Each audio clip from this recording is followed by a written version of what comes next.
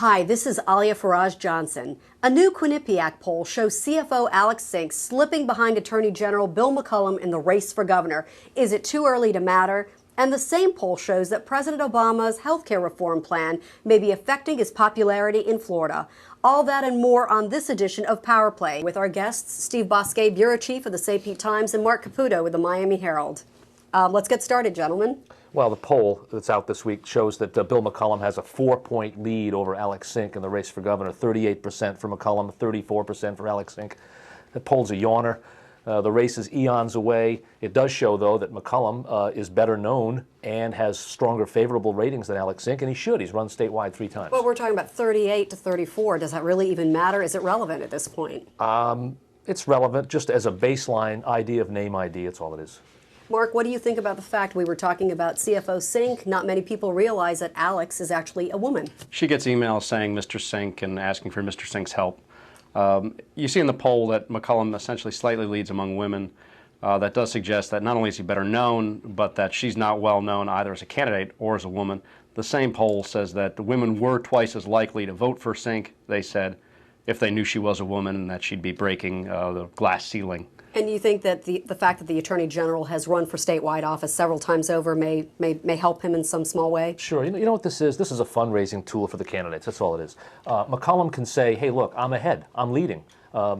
Alex Sink can say, look, I've only run statewide 1 time, and I'm within the margin of error. And we can say that, look, a third of the populace doesn't really care or know about either of you right now. So they have plenty of time. Yeah. Well, moving on, Mark, let's start with you. President Obama, same poll, not showing, not showing strong support here in the state of Florida. I think for the first time, according to the Quinnipiac poll, is that Quinnipiac actually, he's down. More people find his job performance bad than good. So I think the 48-47. It's within the margin, but it's a big shift from the same poll that was in June. His handling of health care has essentially been pretty mismanaged. What's really interesting is that he's achieving low favorability ratings for his job performance, yet a lot of the aspects of the plan people like, and one of those aspects, the government-run option, he seems to be backing away from. So you can expect his favorability ratings to go lower if he's backing off things people like. Steve, what does that mean for Florida? I mean, let's focus on the Florida voters. Well, it's potentially an ominous thing for Democratic candidates running in 2010.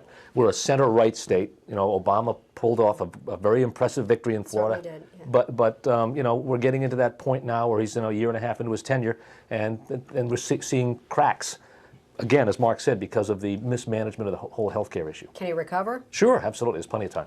All right, and gentlemen, before we move on to Power Play, let's talk about the U.S. Senate race, the seat. Governor Crist's shortlist. Any ideas? Well, the shortlist is getting kind of long. 7 people on this shortlist now. Danny Webster is on there.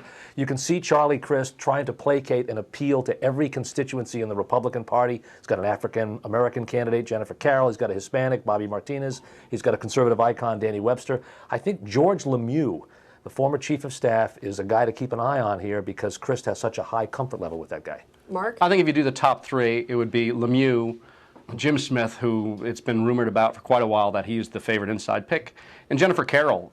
She's, I think, the only black Republican in the legislature. She's proven herself to be pretty trustworthy. Governor Crist likes to make some splash, and this would probably be a good time for that. Lemieux, on the other hand, is essentially his brain, his maestro, and therefore he would be incredibly trustworthy and do what he likes. Thank you. With that, let's move on to our Power Play of the Week. Steve, what's your Power Play of the Week? Well, how about a power-hungry play of the week? Sure. Former Speaker Ray Sansom ringing up an unbelievable $173,000 in charges on a Republican Party-issued credit card. The guy was a one-man economic stimulus package, mainly in the Panhandle. He did a lot of the spending right in his own backyard there in Destin. Mark? I say Willie Meggs because he's the guy, he's the state attorney who got the documents for the credit cards that showed us that not only was a one-man stimulus package, he kind of reminds me of a teenage girl who'd be in a mall with dad's credit card. I mean, this guy spent a load of money, $10,000 on flowers, $11,500 at Best Buy. I mean, probably be a pretty good idea to get one of those cards. Well, with that, thank you, gentlemen, for joining us on this edition of Power Play. We look forward to seeing you next week. And for the latest on all your political news, please visit SafetyReview.com.